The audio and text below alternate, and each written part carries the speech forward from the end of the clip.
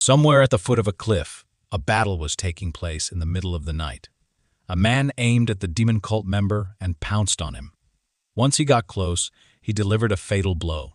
It was the rising star of martial arts, Baek Mule. He looked up at the top of the cliff and shouted that they had finally met. The heavenly demon Aura, who was standing at the top, looked down at him and crossed his arms. Mule's allies became very nervous when they felt the immense pressure. Mule smiled nervously and thought that, even on his own, his spirit was not weakened.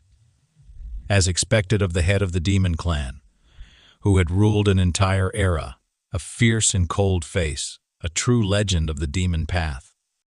The leader of the heavenly demon cult, Aura, was the supreme being that the followers of the cult worshipped. They risked their lives to carry out his will. It was only a matter of time before the entire world fell at his feet, but he appeared unfazed by Baek Mule. Aura asked if he had any last words. Asura gritted his teeth, then threw his head back and laughed loudly, spreading demonic energy everywhere, which made his opponents feel uneasy. Neil covered his face from the raging gusts of wind and gritted his teeth, thinking it would be enough for him to become a victim for heroic stories. He even felt sorry for killing Aura so quickly. So be it, Neil thought. He would play with him a little longer. He told him to attack and shouted that today he would finish him off. However, Aura was in no hurry. His gaze became menacing, and loud words of mercy suddenly came from his mouth. Maul froze in place and thought in shock. Was it his imagination? The heavenly demon, the strongest warrior of the demon path, was too proud to beg for his life in such a pitiful way. But Asura said it seemed his voice was not full of despair enough. He asked if they could spare him just this once. Mule realized that Aura was using a voice amplification technique. The heavenly demon promised to live quietly, unnoticed, in the mountains and never to show up in Jianghu again, so they should spare him. Mule shouted in rage that it was impossible. His allies glanced nervously at each other.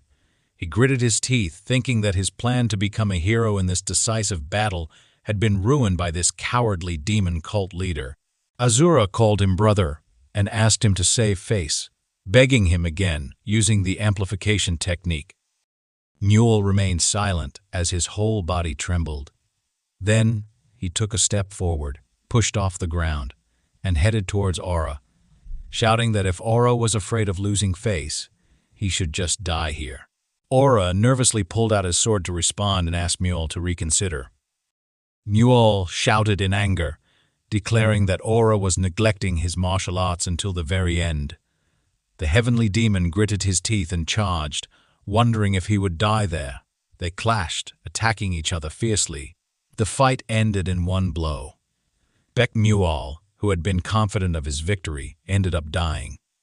22 years later, in a cult village deep in the mountains, Asura still thought about that fight and wondered why he hadn't used his strongest move. But thanks to his restraint, he was able to maintain his position and raise a new generation. However, due to his obsession with power, his 3 sons had fought for the throne, and all ended up buried in the ground. There was one remaining son, the protagonist, Diang, who stood in his way. Diang greeted him respectfully, asking if he was doing well. The heavenly demon smiled at the sight of him, thinking his youngest son was not blinded by the lust for power. He immediately knew Diang would become the strongest leader of the cult. As Asura passed by him, he told Diang not to worry and thought that one day his son would surpass him. Yugang, another cult member, turned as if to say something, but one of the other members remarked that he had never thought the leader could be so kind. As expected, Master Duyang would take his place. The interlocutor agreed, adding that Duyang was the son of the heavenly demon himself. Hearing their words, Diang nervously clutched the note in his hand and went to his chambers. Sitting at his table, he drew something on a piece of parchment with a brush.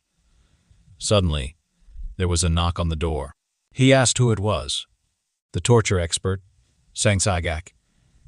entered, bowed to greet the young master, and then smiled.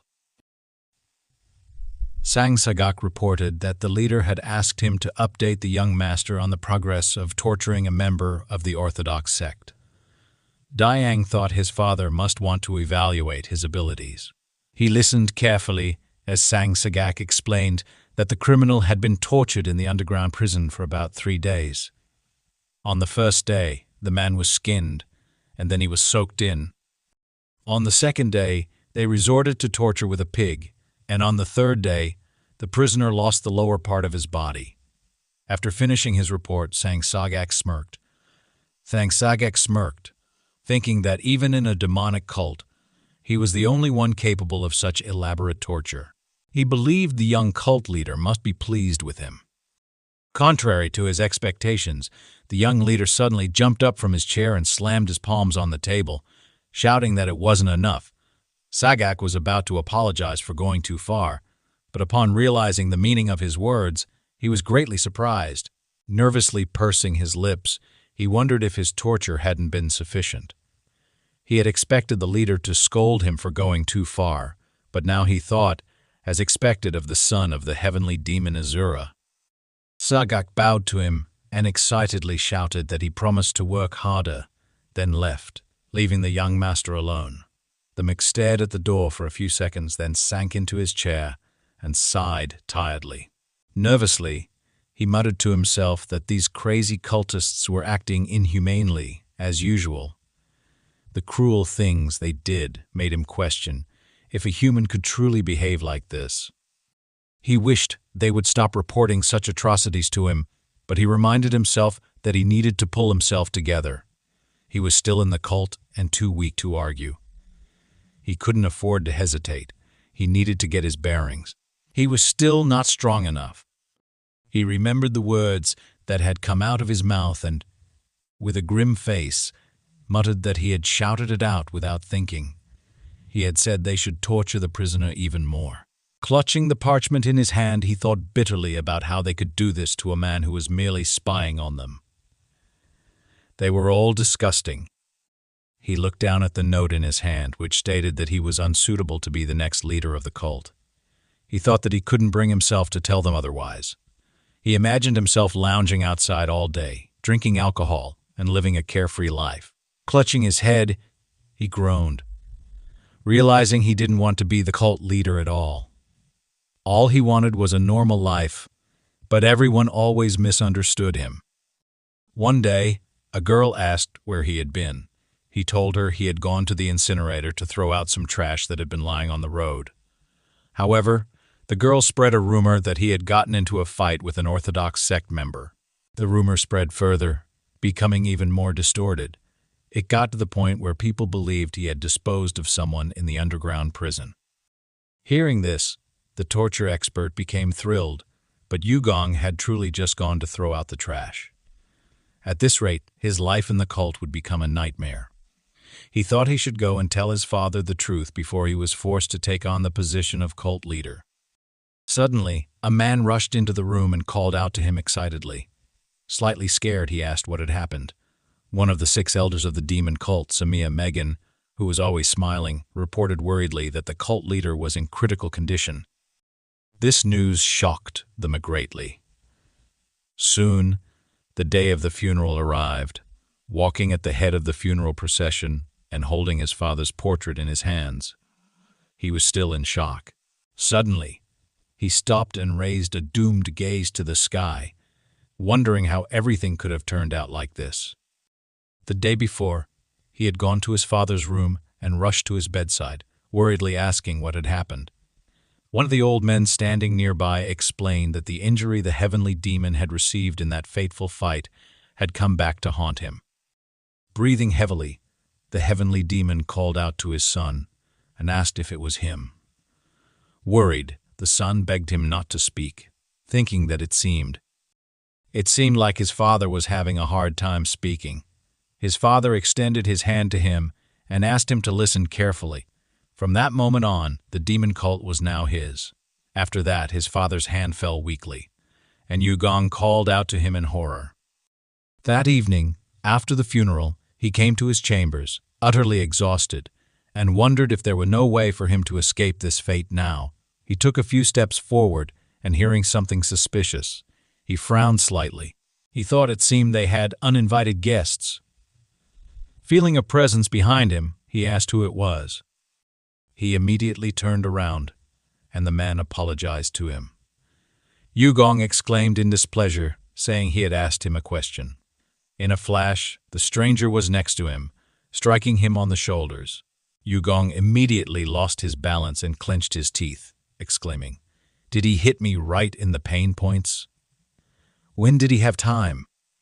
The man caught him, preventing him from falling, and said that he would have to go with him. He then pushed off the ground and, breaking through the ceiling, they found themselves high above the village. Yugong clenched his teeth and thought that, because of the attack, he couldn't move a finger. He needed to call for help. At that moment, the cult members finally noticed the intruder and rushed after them, ordering the man to stop.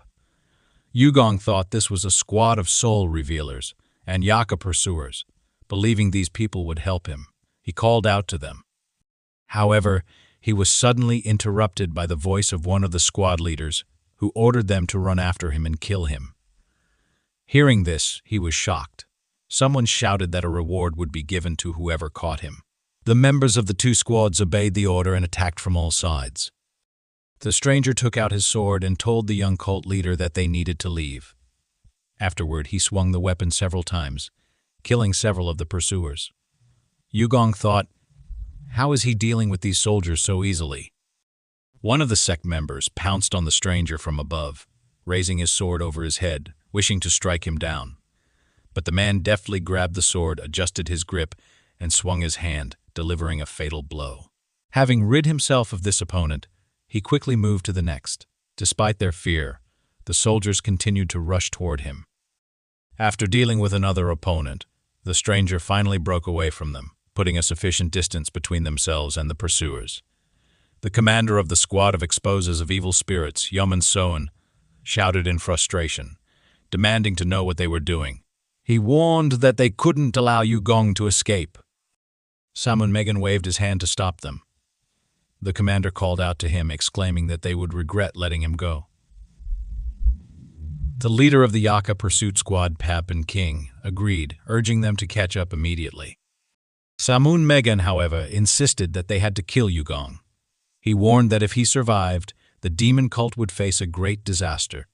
The heavenly demon had devised a grand plan, and Punin, who had kidnapped the young cult leader, held a special significance. He would deal with Yugong, dispose of his body, and gather all the elders. It was time to begin the inauguration ceremony for the 16th leader. Meanwhile, Punin skillfully leaped through the trees, moving further and further away from the village. Yugong, still furious, exclaimed in displeasure, "Only a day has passed. Who does he think he is to do this?" The man calmly replied that they would soon be in Shangi. He landed and placed Yugong on the ground, saying he would now remove the immobilization technique from him. Punin poked his fingers into Yugong's shoulders, and Yugong, while stretching his arm, wondered if he could really move again. The man then knelt in front of him and said, "A loyal servant greets his leader. I grew up only to protect you. My name is Punin." Yugong frowned, thinking, he grew up for me. Does this mean he was raised by my father? He asked if it was Samun Megan who had led the rebellion. Punin confirmed his words. Yugong's face darkened as he recalled the happy times he'd had with Samun as a child. He thought about how the person he had trusted eventually betrayed him. Surprisingly, this did not upset him at all. Instead, he smiled and thought, "This is amazing. If I want to become a leader, there is no other way." This was his chance to start anew. Yugong turned a nervous gaze to Punin and thought about what he should do with him. He needed to send him away somehow. Pointing a finger at him, he said that he chose the wrong person. "The leader of the cult is now Samun Megan, so let me go," he added. With a stern look, the man replied that he only served the heavenly demon Aura and him. He demanded that Yugong cancel his order. Noticing Punin's stern expression, Yugong nervously thought, "He isn't going to kill me, is he?" He frowned and exclaimed in displeasure, "How dare you contradict your leader? Are you mocking me?" He ordered Punin to leave. Suddenly, he stopped mid-sentence as Punin approached him with a furious expression. Instinctively, Yugong closed his eyes and covered his head with his hand. A loud slapping sound was heard, and Yugong fell to the ground in fear. Looking up, he saw Punin face, planting into a rock, and then banging his head against it repeatedly, saying that he should punish himself. One of the shards from the rock hit the young master on the head, and he exclaimed, "Did he hit himself?" He asked Punin to stop for a second and demanded to know what he was doing at this hour of the night. Punin replied that he would punish himself until his leader ordered him to stop. Becoming worried, Yugong ordered him to stop. Afterward, Punin walked away from the cliff, and Yugong tiredly thought, "Who did my father raise, anyway?"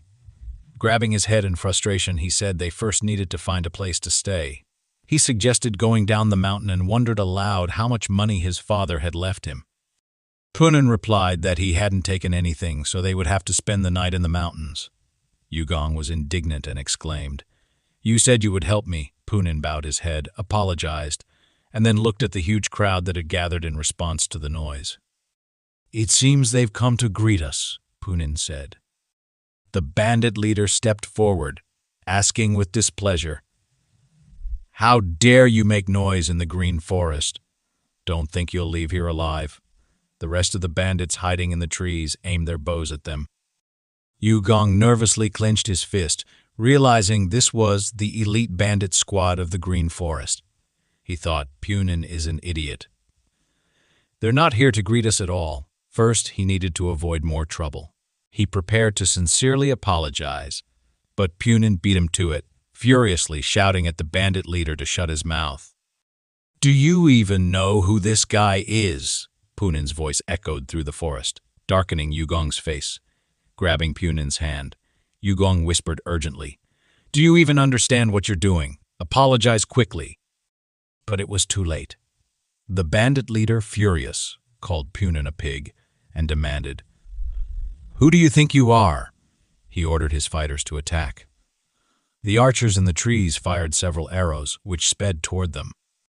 Punin unsheathed the sword from his back, waved it with a grim expression, and blocked the attack, shouting, "I told you to shut your mouth." The bandit leader became nervous and thought, "Is this a wall of swords? This idiot isn't an ordinary person." Realizing the situation, the bandit leader ordered his soldiers to retreat, but suddenly he heard Punin's voice behind him. "I see your head is still intact," Punin said. He grabbed the bandit's head and twisted it sharply to the side. Yugong, horrified, yelled for Punin to stop. "Don't kill people so recklessly," he cried. Punin calmly replied, "I didn't kill him at all." Looking at the bandit's head, unnaturally twisted, Yugong exclaimed, "What kind of nonsense are you talking about?" Punin let go of the bandit, saying he was tired and suggesting they move on. They eventually passed through the green forest. Yugong, still in shock, asked, "Is he even still alive?" Feeling sick, he thought, "I've definitely gotten involved with a psycho." After some time, they reached the residence of the dark forest. Punin kicked the door open and rushed inside, where the most important person of the area was seated. Looking around, Punin remarked that the doors were so weak they didn't seem reliable. Yugong, displeased, told him not to be so rude. Punin immediately bowed and apologized to him. The people close to the head of the green forest said that he was too impudent. Mick turned to him with an awkward smile and apologized for rushing in so late, but suddenly fell silent upon seeing a woman of unprecedented beauty standing in front of him. It was Sun Yakan. He thought, "Is she really an angel who came down from heaven?" A slight blush appeared on his face as he wondered how such a fragile-looking woman had ended up in the green forest among bandits. "Is she being held hostage?" he thought. Quietly, he called out to Punin and suggested they should save her. The woman approached him and said, "What a beautiful night. Then, stopping abruptly, she smiled and remarked, "I was wondering, where did these idiots even come from?" Yugang was slightly taken aback, not expecting such words from a lady. His faithful servant, Punin, immediately drew his sword and rushed toward her, shouting that she was being rude. She responded with a smile, waved her hand, and ordered, "Shut up and die." Several shurikens flew toward Punin. He reacted quickly, swinging his sword to cut one of them. However, the second shuriken was still in the air and ended up behind him. Sensing it, he jumped, dodging the blow, then rushed toward the shuriken and impaled it on the blade of his sword.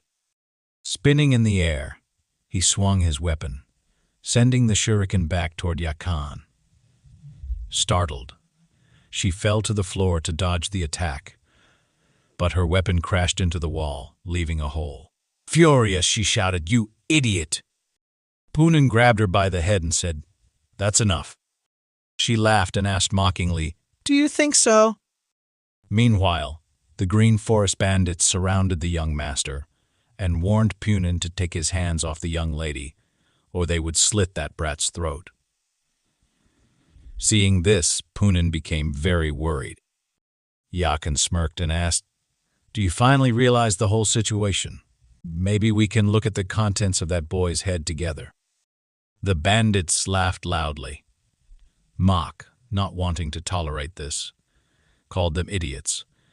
He pulled small knives from under his sleeves and stabbed them into the backs of his offenders, using the silver spirit strike technique. The men who were hit began coughing violently before collapsing. The remaining bandits grew nervous and increased their distance from Mok. After landing, Mick pulled out his knives again and said, "That wasn't so difficult." Punin, delighted, smiled and exclaimed, "That was expected of the master.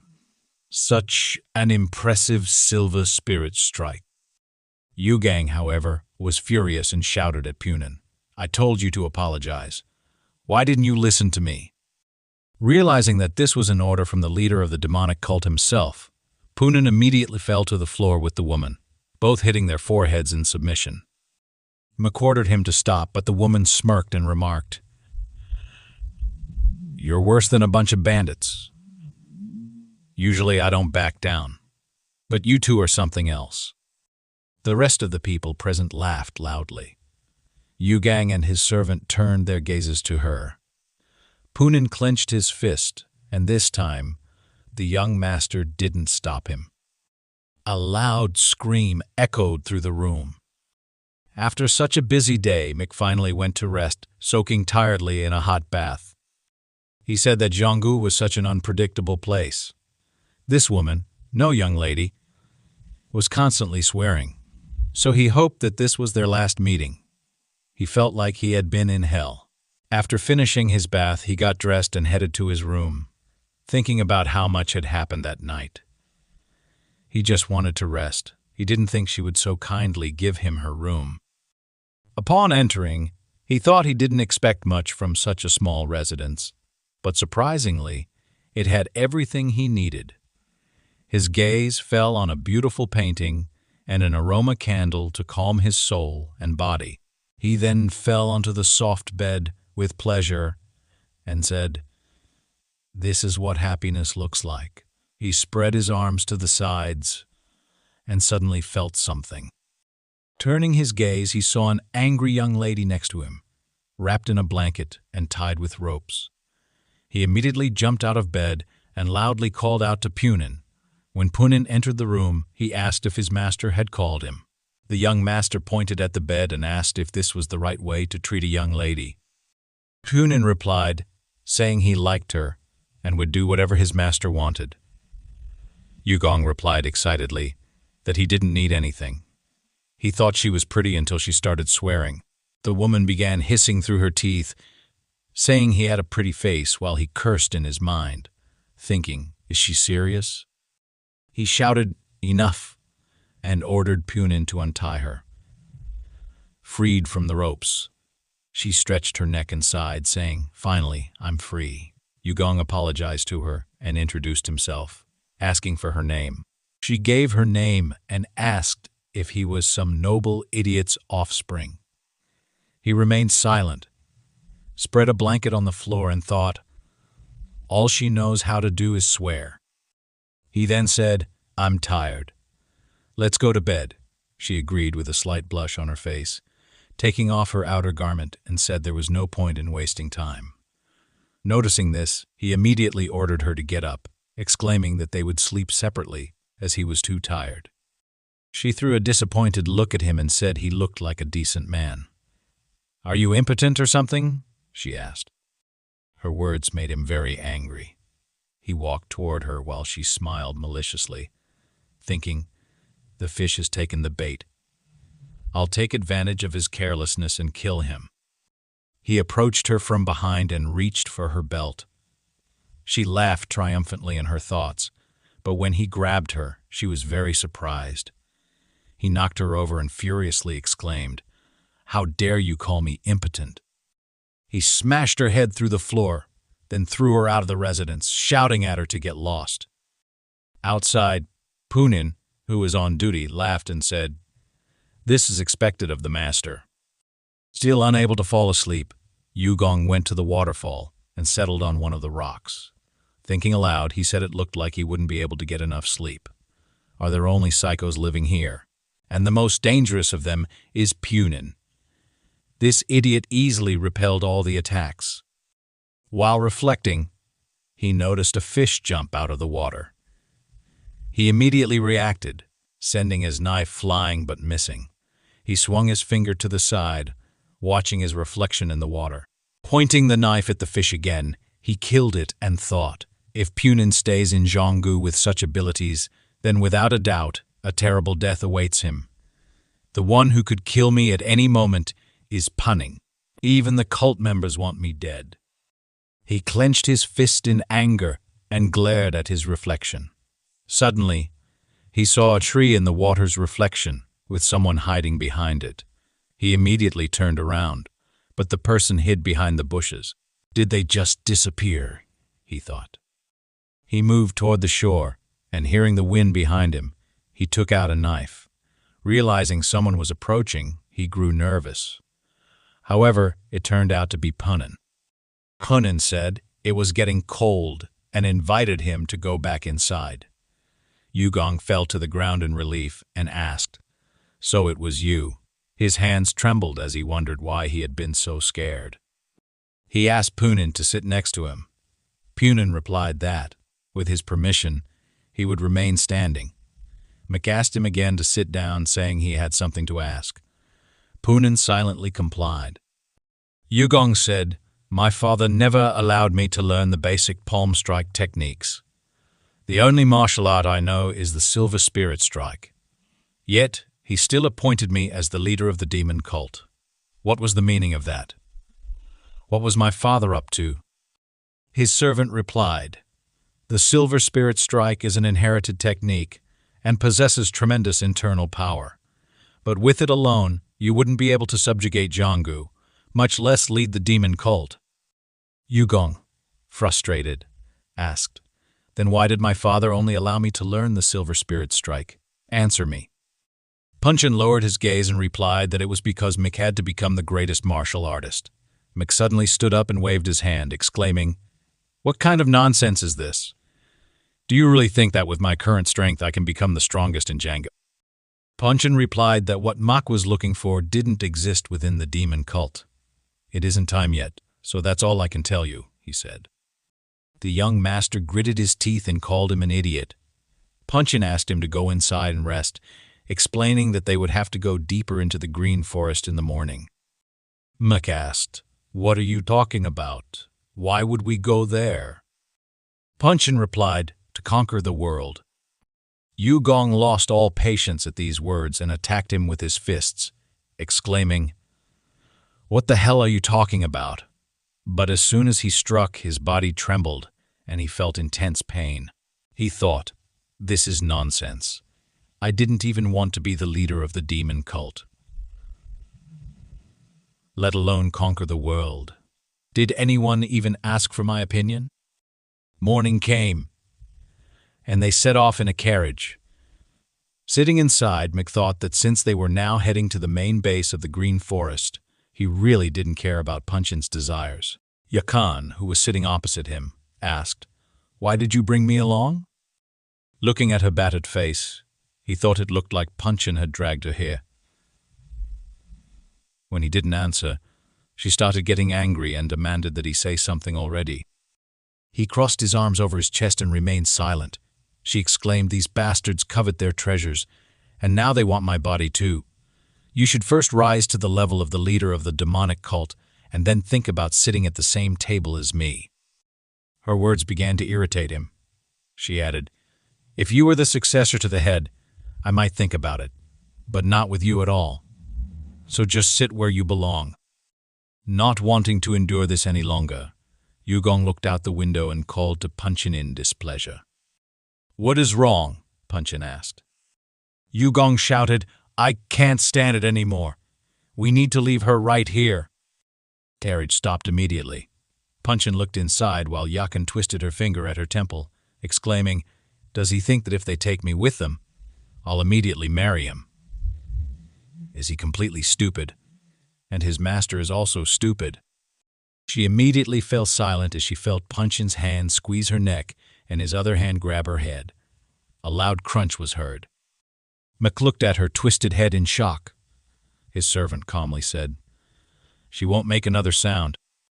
"Furious," Yugong replied. "This is not the way to handle things. Are you forcing her on me now or something?"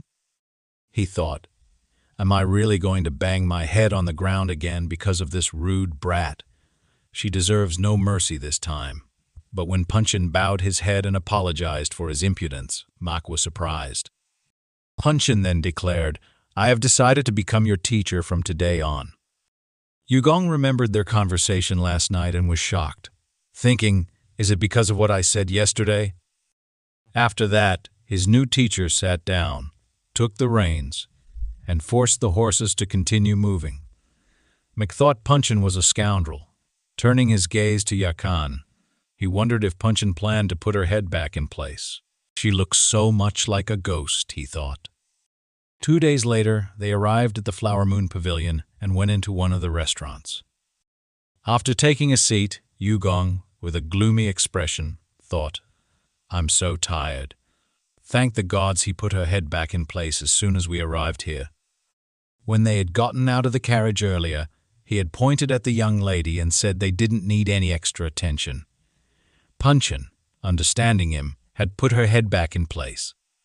His thoughts were interrupted by the voice of the servant who brought them food. Looking at the meal, Mick thought, "It's been a long time since I've eaten such good food. But this servant seems too suspicious." The man smiled nervously and wished them a pleasant appetite. Mick decided not to dwell on his behavior and convinced himself that it just seemed that way because of his current environment.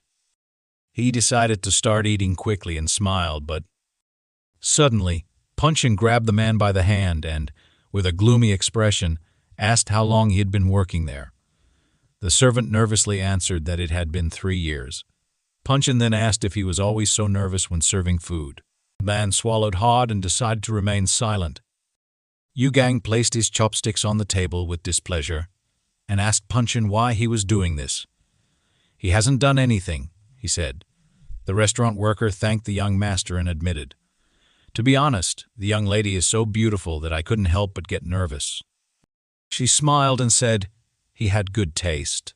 After that, the Mick suggested they start eating and smiled, thinking he could finally enjoy his meal. However, Yakan suddenly got angry for some reason. He asked her, "What's wrong with you?" With a gloomy expression, she asked, "Are we some kind of poor people to them?"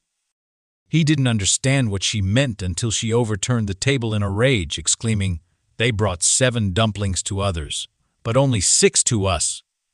All the food scattered.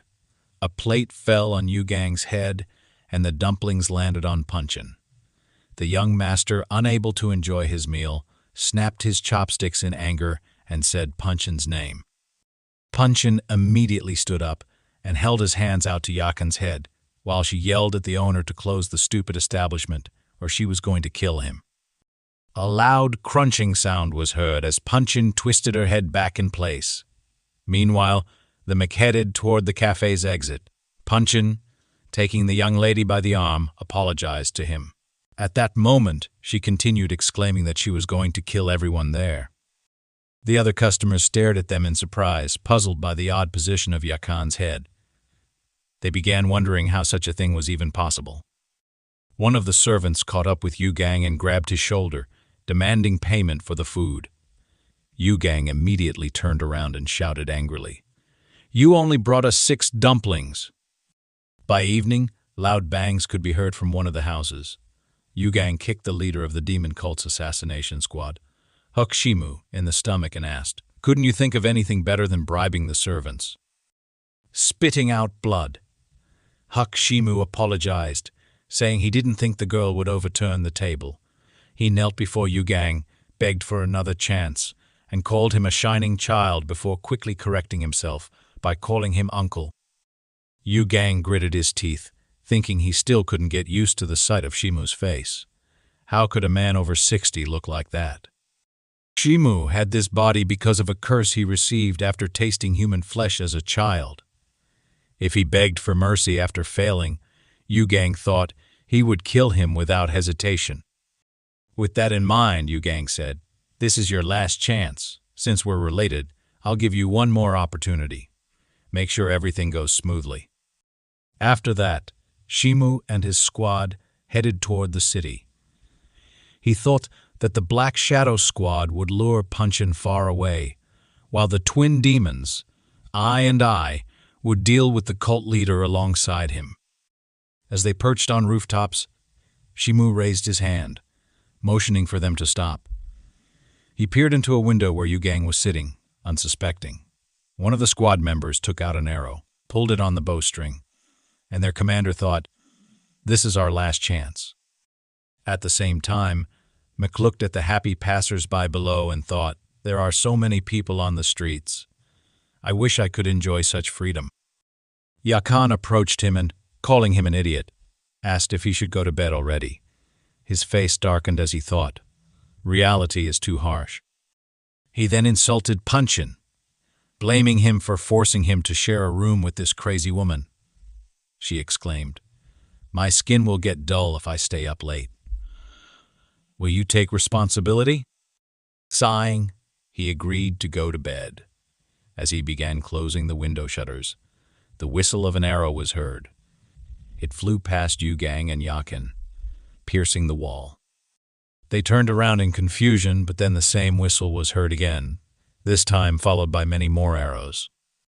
Yakan immediately reacted and jumped, while the young master ducked.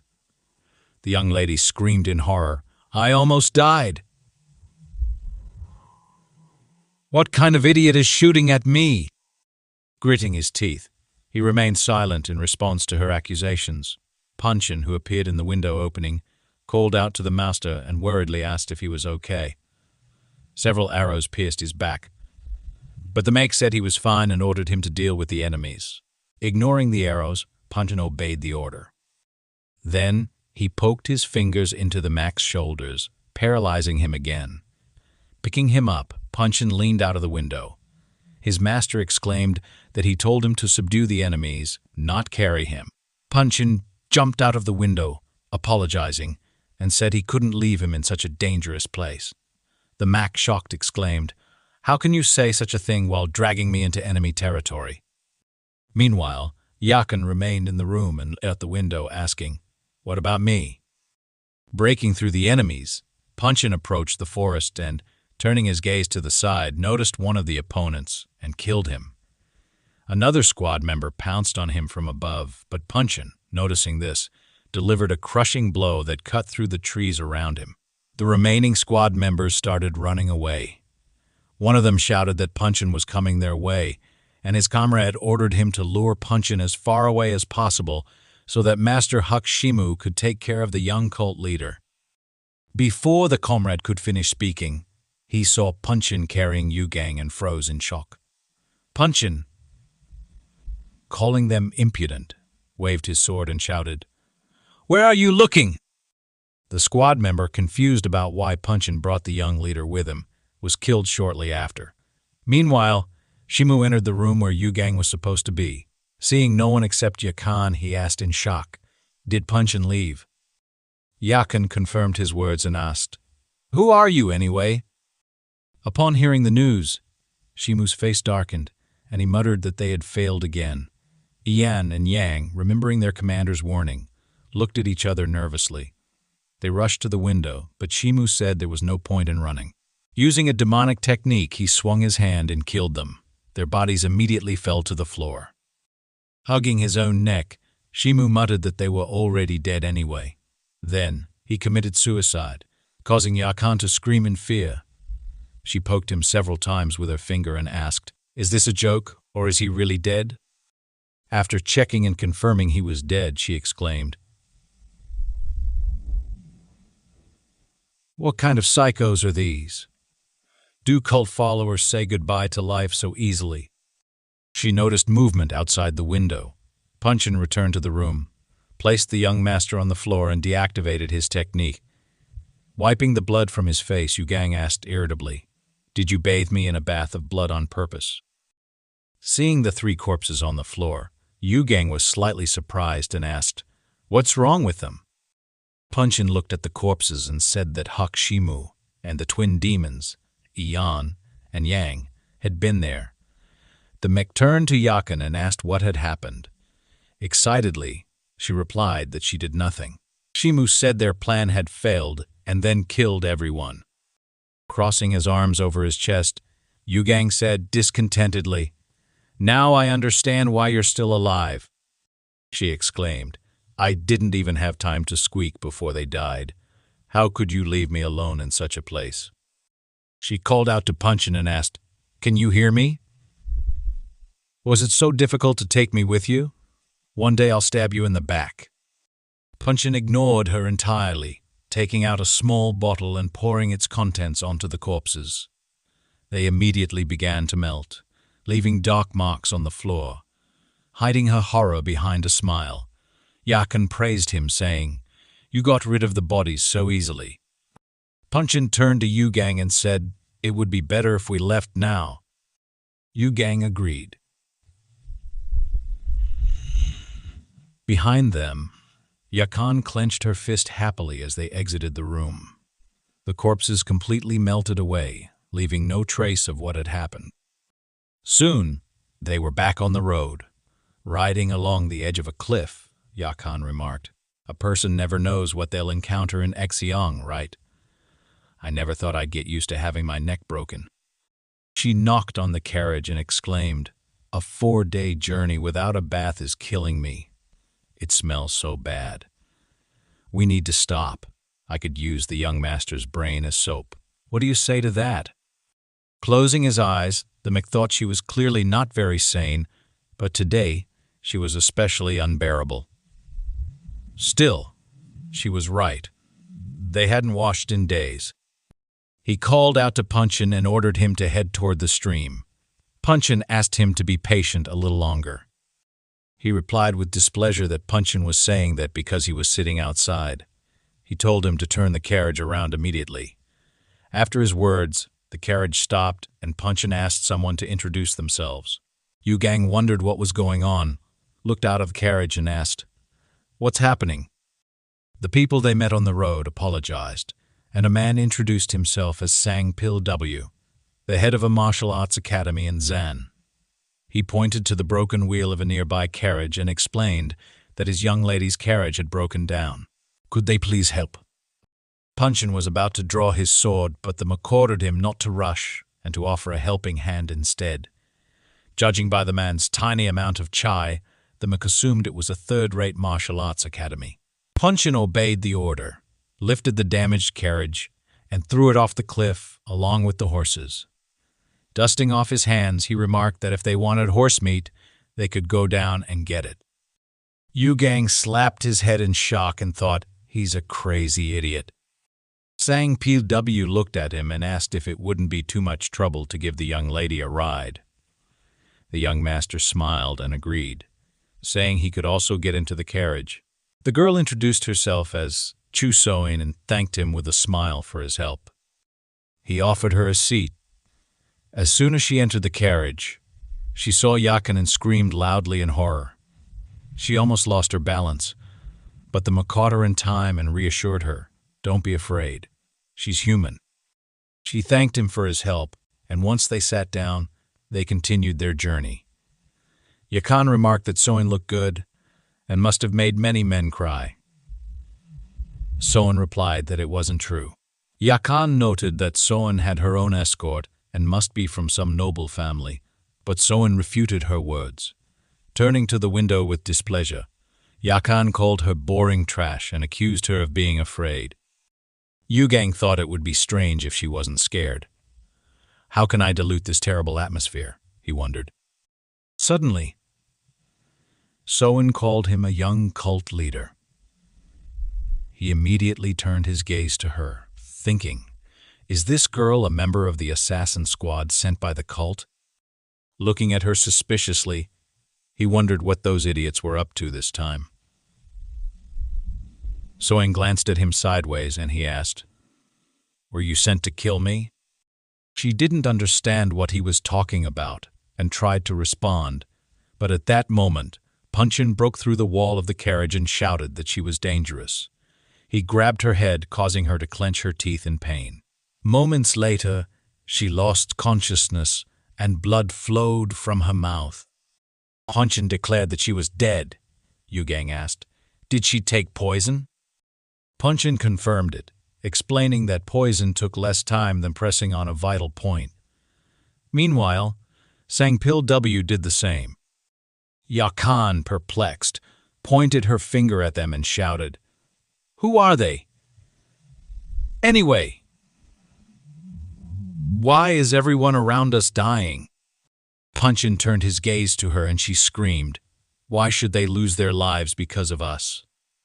He immediately hit her on the head, causing her to lose consciousness. Apologizing to his master, Poong Cheon said it was his fault for not knocking her out earlier. Yugang replied that he didn't care about that. "What's up with Sangpil W?" he asked. Poong Cheon explained that he had telepathically asked Sangpil W 2 questions: which demon cult squad he was from and who was in charge of the operation. Sangpil W's expression changed in a second, and before he could move a finger, he killed himself. The Mick thought it was impressive how he cornered him and caught him. He may be weird, but he's smart, Yugang reflected. Poong Cheon bowed to him, his loyal servant unwavering in his devotion. He said that if they were able to track him without him knowing, then he was afraid someone had marked him with the 1000M scent. Yugang was surprised when he heard this. The 1000M scent is a scent that can only be sensed by those who have mastered the divine art of tracking. Traces of the 1000M scent appear after being marked, so the marked person does not notice anything. It is an unrivaled tracking method. He said that it made sense and asked if there was a way to remove the mark. He replied that they could burn it away with the heat of the scorching sun, but it might cause him great pain for a moment. Yugang replied that it was okay.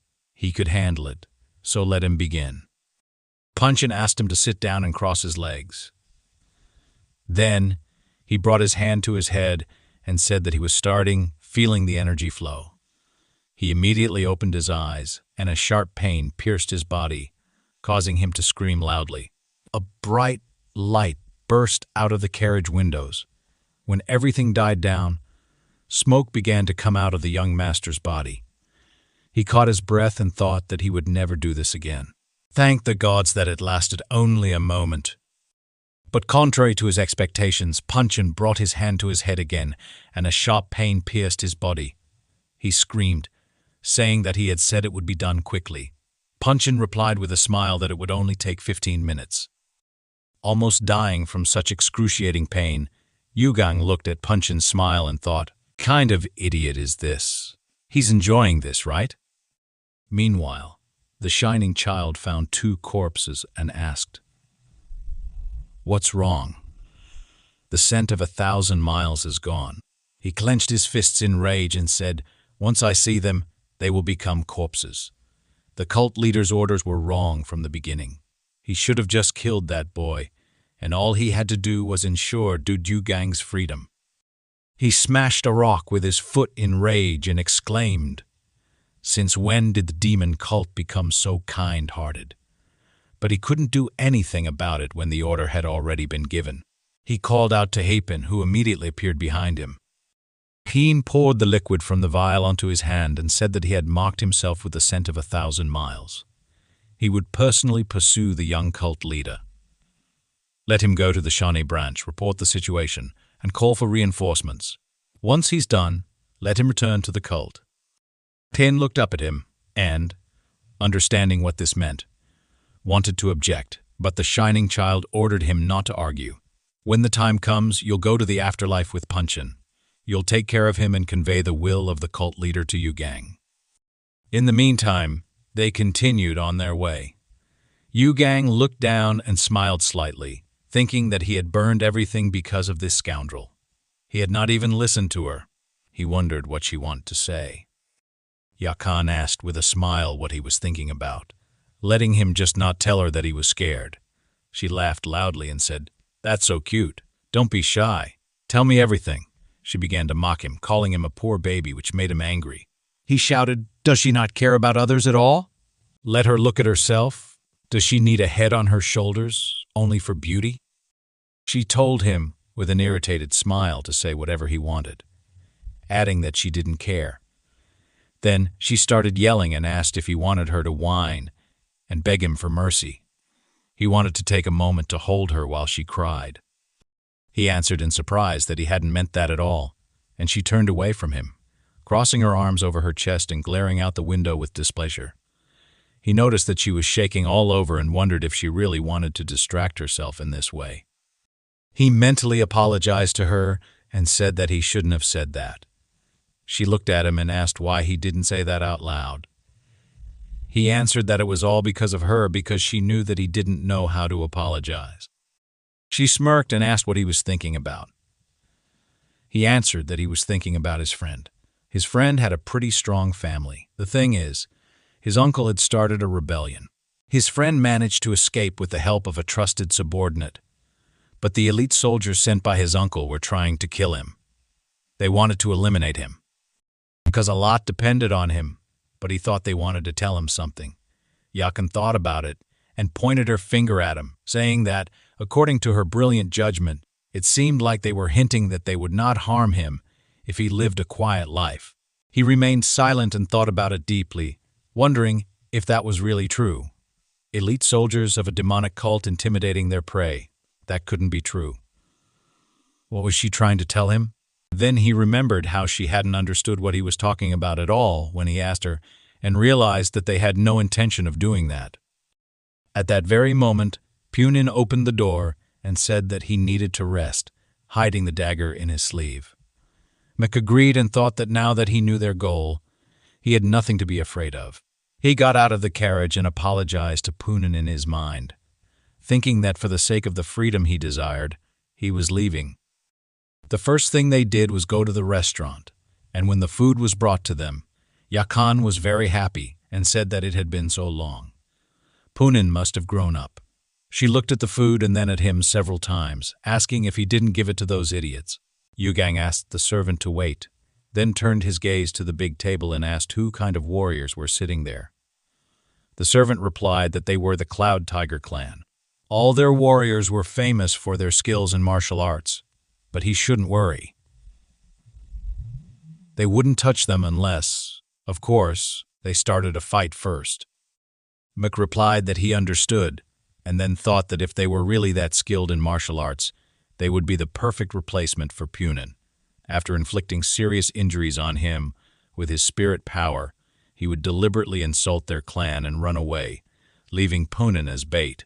The Cloud Tiger clan would immediately attack him. His spirit power could even destroy rocks, but he was strong, so he would recover quickly. He turned his gaze to Punin, who had already started eating, and mentally apologized to him, asking him not to hold a grudge against him. Then he took out a knife from his sleeve and swung it. After that, his eyes widened in surprise, and Yakan dropped a piece of food from her mouth in shock. His knife did not penetrate Punen's body, and he thought, I cannot injure him. This is very bad. Punen immediately turned his gaze to him and called out ominously. He became very nervous and wondered what was wrong with his body. He wanted to say that he did it by accident, but Punen seemed to not understand anything and asked if he called him. This made Yakun and the young master very surprised. He wondered, did he call me? Yakun was displeased and said that he had gone crazy. She suddenly rose from her chair and slammed her palms on the table, exclaiming that she was very angry now. She pointed at the members of the Cloud Tiger clan and very worriedly told her servant to look at them. How dare they wear swords in my presence? I can't look at this. I really want to teach them manners. They heard her words and immediately took out their swords, asking, Is this what you're telling us? Punen stood up from the table and reached for his sword, saying that since his master used his spirit to ask for this, he didn't even know how angry they made him. Yakun quickly moved the table to the side so they wouldn't touch the food, and Yugang excitedly asked him not to kill anyone, just to teach them a lesson. I won't forgive you if even one person dies. Punen understood his order, and the Cloud Tiger clan members pounced on him, shouting that it looked like the idiots needed to be killed first to make them come to their senses. Punen kicked off the ground and ran towards them, grabbing 2 men and smashing their heads into the floor. The rest of the cult members were very surprised. Meanwhile, the Mac, heading for the exit, thought that this was his chance. It was time to run.